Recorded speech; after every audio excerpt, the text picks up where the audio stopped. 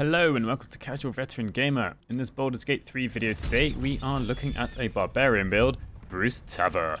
Bruce Tavver, the angriest Githyanki in his company, always went that little bit further than the rest of his brethren. All he wants to do is jump on things and smash things and break them up, which the rest of his company kind of enjoys watching.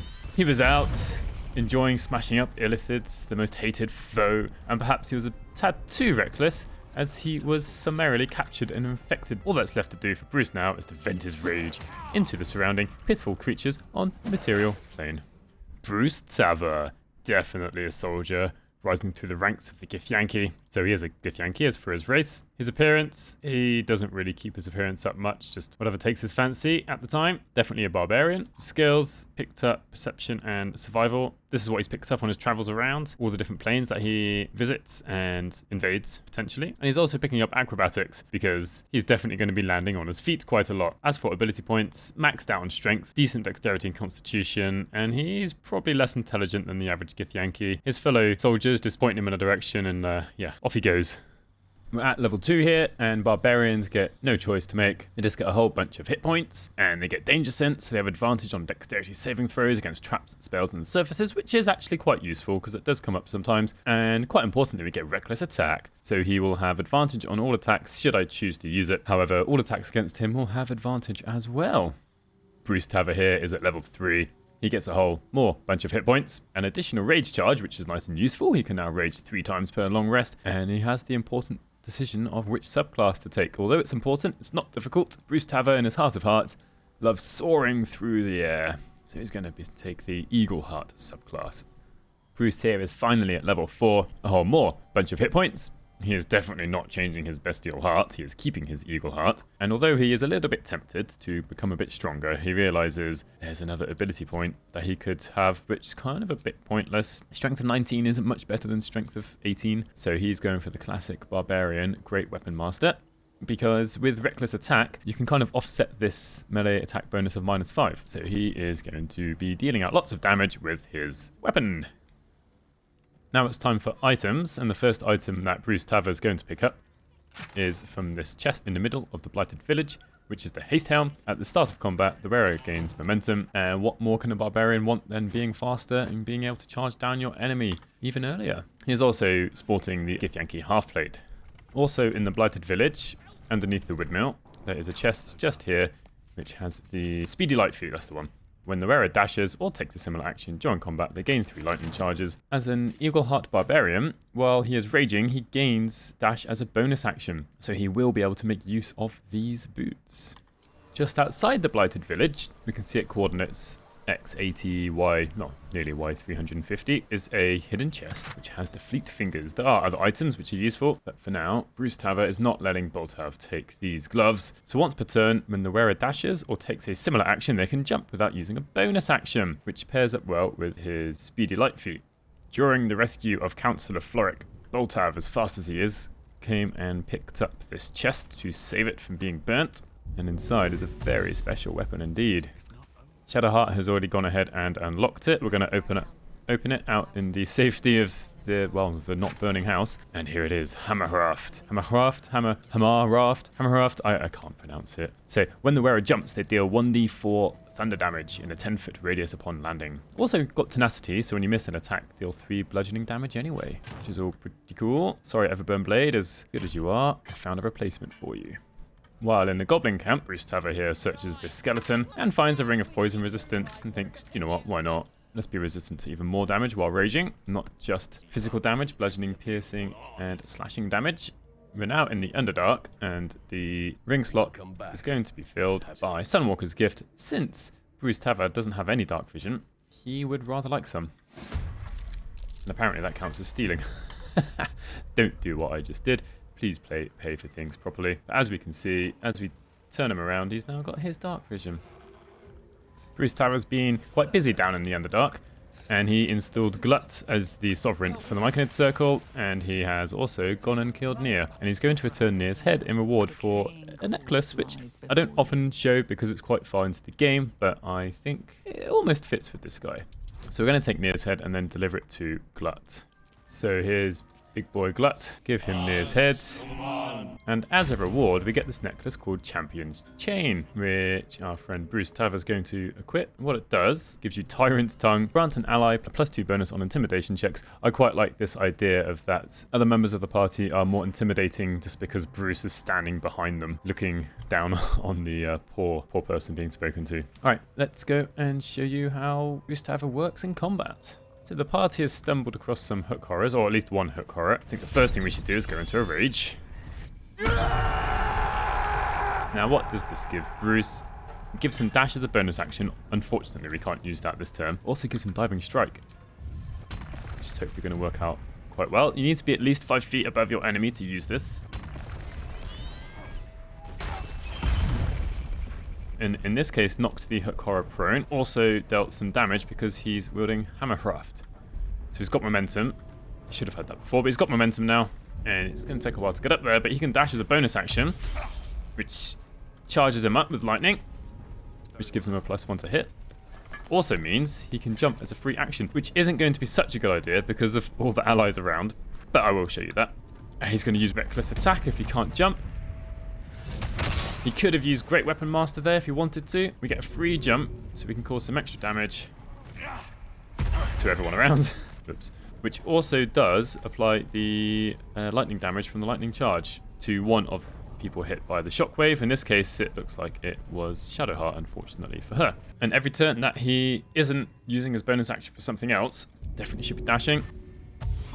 Get the extra lightning charges this time. Gonna turn on Great Weapon Master. He's gonna jump in there for free, causing a tiny bit of damage and releasing the lightning charges.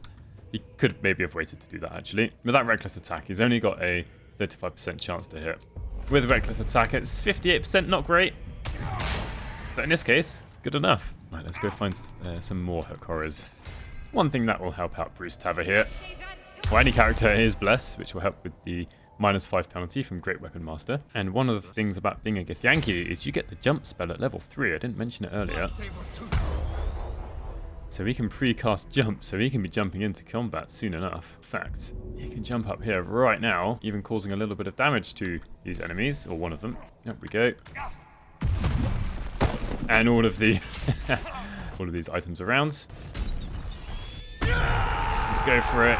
Go for the rage. Since nobody is more than 5 feet beneath him, he's gonna go for Reckless Attack. He's got Great Weapon Master on.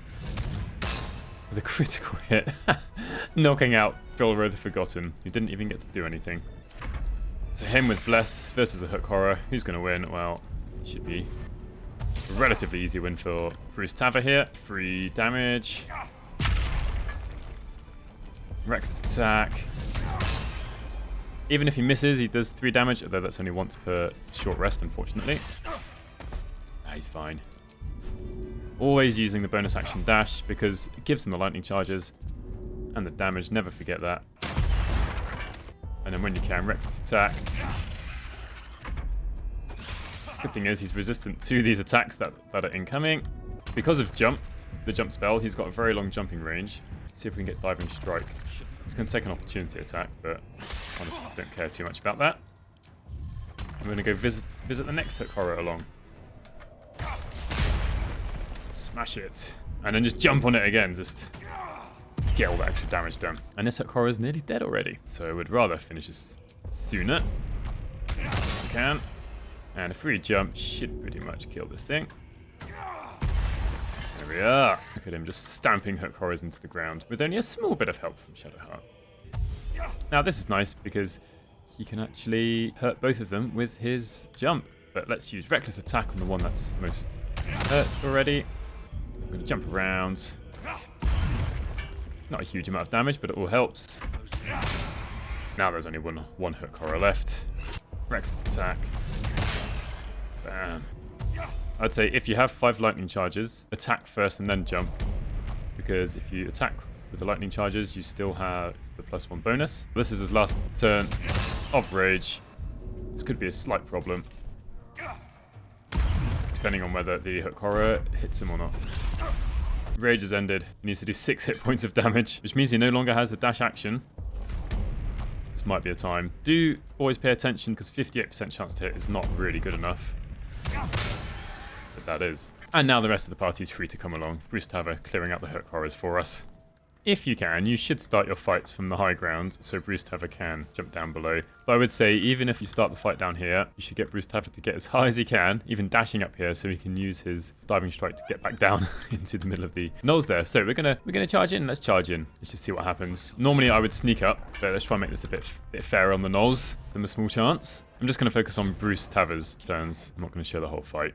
So in the first turn, easy choice to make. Get into that rage. Do you have to make sure you don't lose rage? And I don't know if he's going to be able to use diving strike.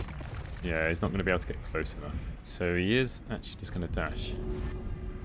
Now, unfortunately, didn't get momentum. Not sure why not, really. Because he used dash, he's going to start off jumping into the fray and causing a little bit of damage. Perhaps one of the most annoying status effects I ever come across has happened to Bruce Tavver here. He's been soul numbed, so he can't take bonus actions or reactions. So there's no dashing as a bonus action here. Really annoying. But this isn't going to stop him in his tracks. He's going to take no damage, apparently. Now, the reason I'm going up is so I can use diving strike. Who are we going to knock down? We can probably kill the hyena. Go after the Gnolfang. He's the one who caused the soul numbing. This should be your primary target. Now, missed, but we still did damage because of the weapon. I should have played this a bit better because Baldur came along and actually broke concentration on the Gnolfang. However, it's a bit late now to use the bonus shot. It's not even too late, is it? Because we can get a free jump and get rid of this annoying Gnolfang. Or not. It was an attempt. He's still got 1 hit point. Damn thing.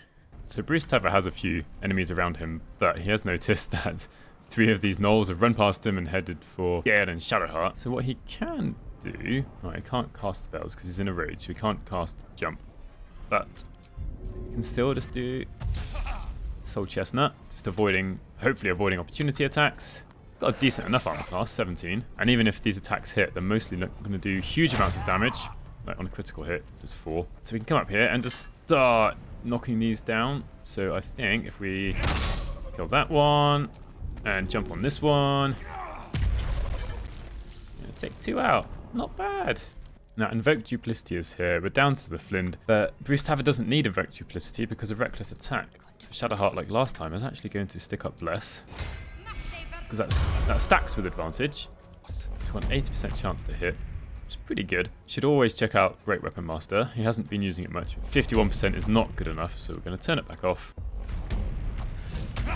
And one thing that hasn't come up with Great Weapon Master so far is that when you score a critical hit or kill someone, you do get a bonus action attack. I have been using up the bonus actions, but this time I left using up the bonus action until after I hit, just in case I got an extra attack. Now we can unleash these lightning charges. That was nice, an extra 12 bit of damage there. And yeah, he's going to face down the Flind. And actually, Gale just put the Flind to sleep here. If you do have an enemy that's asleep, definitely stick on Great Weapon Master all in, because this is going to be an automatic critical hit. These don't do any extra damage, but Concussive Smash. A nice hit there of 31 bludgeoning damage, plus a bit more from the lightning. Right, so let me know what you think of Bruce Tavver. Although the Berserker kind of has perhaps a higher damage output, I must say that I find this build really fun. I just love jumping around with this hammer, with these items, and the gloves and the hammer and the boots really work well with the Eagleheart Wildheart Barbarian, I find. Especially in a situation like this, we've got Diving Strike. I've even got Great Weapon Master all in. Perhaps I didn't need that, but there we are. Knocking that guy on the head. Although it killed him, avoid use the bonus action so I didn't get the extra attack. Yeah, what changes would you make? Do you agree with all of the items that I've given him? If you made it this far, please consider subscribing. Thank you very much for watching, and hopefully I'll see you in the next one.